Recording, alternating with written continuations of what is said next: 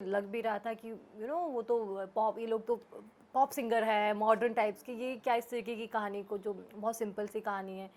But जब मैंने उनको आइडिया दिया वो मुझसे ज़्यादा एक्साइटेड हो गए। तो उन्होंने जिस तरीके से मुझे एनकरेज किया, मोटिवेट किया, तो मैं तो एकदम खुद हैरान होगी, मुझ में कॉन्फिडेंस और ज़्यादा आ गया। तो ये बल्कि उन्होंने कहा कि मैं खुद चाहता हूँ कि साफ़ सुथरा और अच्छा कंटेंट आए और अच्छी फ़िल्में बने। तो बनाई हमने ये फ़िल्म मंटू की अम्मा, जो कि एक बहुत प्यारी सी सिंपल सी स्टोरी है, जो भी 16 तारीख को ही रिलीज़ हुई है। 16 सितंबर हुआ, हाँ 16 सितंबर को, हाँ 16 सितंबर को रिलीज़ हुई है। बहुत अच्छा रिस्पॉन्स आ रहा है एंड मैंने डायरेक्ट भी की हैं, तो मेरे लिए एक और खुशी की बात है कि मेरे लिए तो ये अभी हाल ही के दिन थोड़े बेहतर साबित हुए हैं और बहुत दर्शकों का प्यार मिल रहा है उसके लिए, बहुत लोग पसंद कर रहे हैं, तो एक अच्छी फीलिंग हो रही है। बिल्कुल। एंड जैसा कि आपने बताया कि पशु प्रेमी भी हैं आप, जी।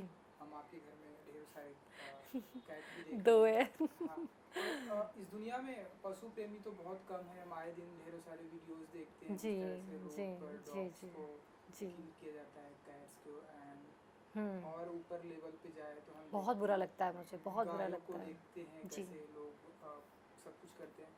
तो ये सारी चीज़ें जो हमारे देश में हो रही हैं, हम्म। As an actor, as an director, कितनी रिस्पॉन्सिबिलिटी होती है कि लोगों से मिले, ह्यूमन राइट वालों से जी जी मिले। जी जी। और ये सारी, जैसा कि आपने एक बात कही कि ऐसा जानवर को ऐसा लोग लगता है कि ये बेसहारा है, लेकिन वो लोग कहते हैं कि जानवर जो है, लोग जब कहते हैं आवारा है, आवारा है। आवारा पशु, आवारा पशु, तो मुझे इस शब्द से पर्सनली बहुत नफरत है, क्योंकि मुझे लगता है कि पशु आवारा नहीं होता है, पशु बेसहारा होता है। मुझे लगता है कि हम इंसानों का फ़र्ज़ बनता है, क्योंकि एक चेन बनी है, एक सर्कल बना है। जब कभी हम सड़क पे, हम कैसे एक्सपेक्ट करते हैं जब कभी हम सड़क पे घायल हो जाते हैं कि कोई हमारी मदद कर दे। एक जब इंसान, तो इन जानवरों के लिए क्यों नहीं लोगों में एक वो ममता होती है। अब जानवरों के लिए तो, अब हम तो फिर भी चलो एक आवाज़ दे पाते हैं कोई ना कोई, तो जानवरों को तो मैंने कितनी बारी देखा है। तो घायल पशुओं के लिए तो मुझे लगता है हम इंसानों का फ़र्ज़ बनता है, इंसानियत के नाते भी फ़र्ज़ बनता है और वैसे भी फ़र्ज़ बनता है वो, क्योंकि देखो जान जान जान होती है, जान सबको प्यारी होती है। तो मैं जितना कर सकती थी, तो मैं पशु प्रेमी होने के नाते मैं कोई भी ऐसा प्रोडक्ट यूज़ नहीं करती हूँ, क्योंकि जो कि पशुओं पे अत्याचार करके बनाया गया हो। इसी वजह से कुछ टाइम पहले ही मैंने डेयरी प्रोडक्ट्स भी छोड़ दिए, मैं लेदर का इस्तेमाल भी नहीं करती। और मैं कोशिश करती हूँ कि जो मुझसे बन पाए, जो मेरी हैसियत में है या मेरे बस में है, मैं करने की कोशिश करती हूँ। क्योंकि मुझे लगता है अगर इंसान, देखो ज़रूरी नहीं होता कि हर चीज़ पैसे से की जाए या लेक्चर करके, बट अगर हम अपने आप में थोड़ा सा भी बदलाव ला दें, छोटी छोटी चीज़ें अपनी बेहतर कर दें, तो बहुत प्यारी दुनिया बन सकती है, जिसमें कि जब ईश्वर ने ना सबको बनाया, चाहे वो इंसान है चाहे पशु है, तो उसने इस हिसाब से दुनिया डिज़ाइन की कि सब प्यार से रहें। तो प्यार से रहना चाहिए ना। अब ईश्वर खुद तो आ नहीं सकते, तो ईश्वर ने हम इंसानों को भेजा कि हम इन जानवरों की हिफाजत करें। जी, तो यही मेरा सवाल था कि इनकी हिफाजत के लिए हमें ऐसे कोई रूल्स एंड रेगुलेशन या हमारे हमारे कानून में ऐसे कोई एक्ट आने चाहिए आने जो। चाहिए, डेफ़िनेटली आने चाहिए। जैसे मर्डर की सज़ा, सच बोलूँ पहले तो सबको वेजिटेरियन बन जाए, मेरी पर्सनली वेजिटेरियन। इच्छा है, मैं दिल से चाहती हूँ। आई नो कि ये चीज़ पॉसिबल नहीं है, बट ये मेरी इच्छा है। मेरी इच्छा है कि पूरी दुनिया सब वेजिटेरियन बन जाए, शाकाहारी बन जाए। अगर मुझसे कोई पूछे तुम्हारी ईश्वर से तुम क्या माँगोगी? मैं सबसे पहले ये माँगूँगी कि हे ईश्वर, पूरी दुनिया को शाकाहारी बना दे, मतलब इंसानों को शाकाहारी बना दे एटलीस्ट। जानवरों का तो चलो इनका एक वो सर्कल रहता है कि जो भी है मांसाहारी शाकाहारी को खाता है। मैं जब ये खबरें पढ़ती हूँ ना कि ये टॉर्चर किया है या ऐसा किया, मुझे बड़ा बुरा लगता है। जो सज़ा एक इंसान को मारने की होती, सेम सज़ा एक जानवरों को, बल्कि डबल सज़ा होनी चाहिए जानवर को मारने की। इंसान को तुमने रंजिश के वजह से मारा, इंसान को तुमने किसी और वजह से मारा, तुम्हारी उससे कुछ प्रॉब्लम थी या कुछ, जानवर को क्यों मारा तुमने भाई? उस मासूम को क्यों मारा? उस बेज़ुबान को तुमने क्यों मारा? उससे तुमको क्या रंजिश थी? तो उनके लिए तो, जो इनको टॉर्चर करते हैं, इनको मारते हैं, पीटते हैं, अगर मार रहे हो, खाना नहीं दे सकते तो मारते क्यों हो? इनके अगेंस्ट जो चार्जेस इंसानों के लिए लगते हैं, उससे डबल चार्जेस इनके लिए, मतलब उसके लिए होने चाहिए, अगर कोई पशु को मारे या कुछ इनके साथ अत्याचार करे। इसके लिए हम लोगों में देखो, जब तक इन्हें लोग वीडियोस डालते हैं उसके लिए आवाज़, कोई जानवरों के लिए क्यों नहीं जस्टिस करता इस तरीके का? करेक्ट। तो इस तरीके से होना चाहिए जानवरों के लिए भी, क्योंकि एटलीस्ट ये तो बेचारे बेज़ुबान होते, बल्कि इनके लिए ज़्यादा हम लोगों को आवाज़ उठानी चाहिए। हाँ, तो इसके अलावा हम देख रहे हैं कि हमारे पिछले 6 मंथ्स में हमारी सभी की लाइफ, पूरे हिंदुस्तान वासियों या पूरे देशवासियों की लाइफ कह सकते हैं बिग बॉस बन चुकी है। जी। तो कैसे हैंडल किया आपने इन पिछले 6 महीने को, हम्म, एंड उस तो कैसे आपने हैंडल किया, एंड कोई ऐसी नई एक्टिविटीज इन पिछले 6 महीने से जो यस। आपने सीखी, तो अगर आप कुछ शेयर कर सके तो। मैं अभी जिस घर में आप आए हो, मैं इससे पहले दूसरे घर में थी। मैं इस घर में मार्च में ही आई हूँ। तो आप बिलीव नहीं करोगे, जैसे ही मैं आई लॉकडाउन शुरू हो गया था और मैं बिल्कुल अकेली थी, इस बिल्डिंग में अकेली थी। मैं किसी को जानती नहीं, किसी एकदम नई दुनिया में आ गई थी। तो पिछले 7-8 महीने से जब से ये चीज़ें शुरू हुई है, मैं कम्प्लीटली अकेली हूँ। पर मैंने उस अकेलेपन को भी, आई मीन जो परिस्थिति थी, मैंने उसको भी कोशिश की कि मैं उसको पॉजिटिव वे में करूँ। सबसे पहले थैंक्स तो जाता है मेरी कैट्स को। मैंने जो कहा कि कहीं ना कहीं जब आप एक पॉजिटिव माहौल में रहते हो, आप अपने आसपास में पॉजिटिविटी ढूंढते हो, तो आपको अच्छा लगता है। मैंने योगा की उस दौरान में, मैंने अच्छी अच्छी रीडिंग्स की, मैंने बल्कि 3-4 किताबें भी पढ़ी। मैंने बहुत ज़्यादा ये नहीं देखी, फिल्में वगैरह मैंने नहीं देखी, मैंने अभी हाल ही में शुरू की। और मैंने अपने आप के साथ बहुत टाइम स्पेंड किया। अपने आप के साथ में टाइम स्पेंड करना भी ज़रूरी है, तो मैंने वो अपने आप में स्पेंड किया। 2-3 मैंने 1-2 ऑनलाइन कोर्सेज़ जॉइन किए थे। मैं नहीं बताऊँगी कौन से कोर्सेज़ जॉइन किए थे। कुछ चीज़ें मैंने पर्सनल बट अच्छे वे में जॉइन की थी। तो अपने आप को मैंने एडुकेट किया, क्योंकि पढ़ाई भी एक ऐसी चीज़ है, बहुत ज़रूरी है, तो करते रहो। बोरियत और लोगों में खुशी ढूँढने से बेहतर है खुद में खुशी ढूँढना शुरू करो। हम बोर हो रहे हैं तो हम लोगों में इतनी खुशियाँ ढूँढना शुरू कर देते हैं, और जब वो हमारी चीज़ें पूरी नहीं होती तो हमको हर चीज़ नेगेटिव नज़र आनी शुरू हो जाती है। तो अपने आप में खुशी ढूँढो, अपने आप खुद से एंटरटेन करो। मैं अपने आप को एंटरटेन कर लेती हूँ। तो मुझे पता ही नहीं चला कि मेरा समय, और मुझे एक बात पता चल गई, मैं बहुत अच्छी कुक हूँ। मुझे पहले नहीं मालूम था, बट अब मैं लिख के दे सकती हूँ कि मैं बहुत अच्छा खाना बनाती हूँ।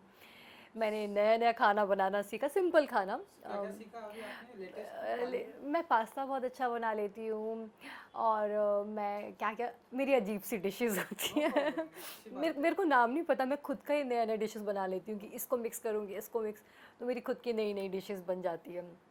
बाकी बहुत कुछ किया एक्चुअली।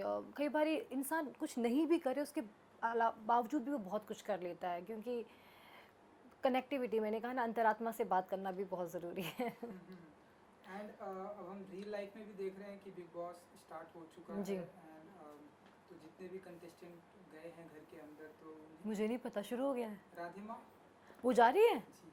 मेरे को किसी का नहीं पता। अच्छा। अच्छा, तो कुछ कहना चाहेंगी जो भी कंटेस्टेंट है, चलिए आपको नहीं पता। मुझे सच में नहीं पता, क्योंकि मेरे घर में केबल नहीं आता। Okay, no problem. तो कुछ कहेंगे आप जो भी जा रहे हैं, कैसे घर के अंदर है, क्योंकि हम देखते हैं कि हर साल देखते हैं काफ़ी मारपीट, गाली गलौज, कंट्रोवर्सी होती है, तो आपके अनुसार क्या आप मैसेज देंगे आप और जितने भी लोग अभी घर पे जा रहे हैं, मैं तो अपनी तरफ से उन सबको बेस्ट विशेस दे सकती हूँ।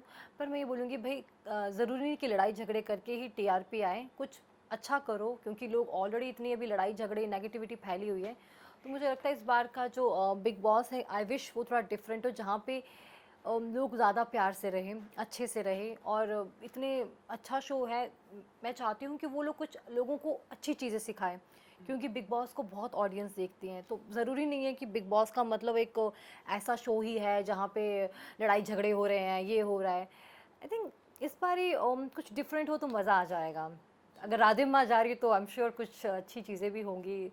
वो तो गुरु माता हैं, तो क्या पता अंदर सबको ज्ञान बांट दे और लोग सब ज्ञानी बन के बाहर आए। जी। और जैसे कि आपने बात भी की थी कि सोशल मीडिया की आपने बात की थी, जी। तो सोशल मीडिया पर हम देख रहे हैं ऐसे कि लोग ऐसे ऐसे बोल रहे हैं कि इस बार का बिग बॉस हम अवॉइड करेंगे, क्योंकि सलमान खान है वो नेपोटिज्म करते अच्छा, हैं। ऐसा कुछ भी है? लोग नेपोटिज्म की बातें करते हैं, अपने ही लोगों को सपोर्ट करते हैं, तो इस सलमान खान की वजह से हम जो है बिग बॉस को अवॉइड करेंगे, तो आप क्या मानती हैं? मेरे को नहीं लगता ऐसा ऐसा कुछ लोग करेंगे। नेपोटिज़्म की, अगर जो ये लोग बोलते हैं बहुत ज़्यादा बातें करने की, यही लोग हैं जो सबसे पहले जाके एक बार ही देखना चाहते हैं कि हुआ क्या था, ये क्या है क्या नहीं है। नेपोटिज़्म की, अगर लोगों को इतना ज़्यादा नेपोटिज़्म की, अगर अगर उनको सच में लोगों के लिए अच्छा करना है, अगर वो नेपोटिज़्म के इतने अगेंस्ट है, तो सबसे पहले तो जो नए एक्टर एक्ट्रेसेस आते हैं उनको अप्रिशिएट करना शुरू कर दें। किसी को गिरा के बड़ा नहीं किया जाता है। जस्ट बिकॉज आप सलमान की निंदा करते हो, उनके अगेंस्ट बोलते हो, तो उससे वो लड़ाई ख़त्म नहीं होती है। तुम्हें सच में अगर अच्छी चीज़ें करनी, सबसे पहले तो नए टैलेंट को अप्रिशिएट करना शुरू करो। अगर आपको मुझे लोगों के सामने बड़ा करना है, इसका मतलब ये नहीं कि कोई इंसान ऑलरेडी जो एस्टेब्लिश है उसको गालियाँ बको और उसके सामने आप मुझे बड़ा कर दो। तो वो नेपोटिज़म नहीं, वो बदतमीज़ी है, वो बेवकूफ़ी है। नए लोगों की जो फ़िल्में आती है या कुछ भी, जो भी उनको छोटा-मोटा किसी भी तरीके का काम मिलता है, उसको देखना शुरू करो, उसको एप्रिशिएट करना शुरू कर दो।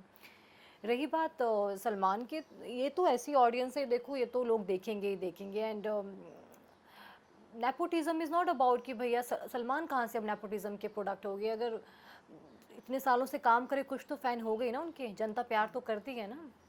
तो ये तो कई बार ये लोग कुछ भी बोल देते हैं, एक बहाव के साथ वो भी बह जाते हैं, तो ये तो मुझे वैसा लग रहा है।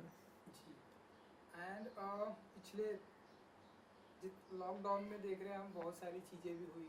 कंगना रनौत, हमने सुना है कि आप उन्हें सपोर्ट करती हैं। कुछ कहना चाहेंगे आप उनके बारे में, जिस तरह से वो अपने आप को स्टैंड देती हैं? तो आपने तो उनके साथ में मान लीजिए काम भी किया मैंने है। काम किया, मेरी फर्स्ट फिल्म कंगना रहा, मेरी फर्स्ट फिल्म रिवॉल्वर रानी। रिवॉल्वर रानी। मेरी फर्स्ट को एक्टर हैं कंगना रनौत, और मेरे हम दोनों सेम जगह से भी हैं। वो भी हिमाचल की हैं, मैं भी हिमाचल की हूँ। तो ये भी हम दोनों का एक सेम वो है। तो मैंने तो काफ़ी काम सीखा है उनसे, जब होता ही आपकी फ़र्स्ट को एक्टर से। तो कंगना ही नहीं, अगर कोई जहाँ पे वो, जो मैं कंगना रनौत को नहीं, वो जब कोई पर्टिकुलर चीज़ बोलती मैं उसको सपोर्ट करती हूँ। मैं ज़रूरी नहीं होता कि इंसान हमेशा ही सत्य बोले, उसकी हर चीज़ सही हो। अगर वो कोई पर्टिकुलर चीज़ के लिए शायद मैं उनको सपोर्ट करूँगी। अगर उनने कोई अच्छी चीज़ की है, मैंने वो चीज़ को सपोर्ट किया होगा। अगर कल को कंगना रनौत मुझे लगता है कोई चीज़ गलत बोलेगी, तो मैं उस चीज़ को सपोर्ट नहीं करूँगी।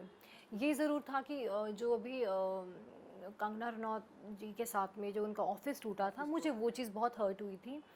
मैंने उस चीज़ में बोला था कि ये चीज़ नहीं होनी चाहिए थी कि जब एक लड़की वापस बॉम्बे आ रही है, सालों सालों तक केसेस चलते हैं, वेट किए जाते हैं इस तरीके से इमारतें तोड़ने के लिए, तो एक दिन उनका भी वेट हो सकता था।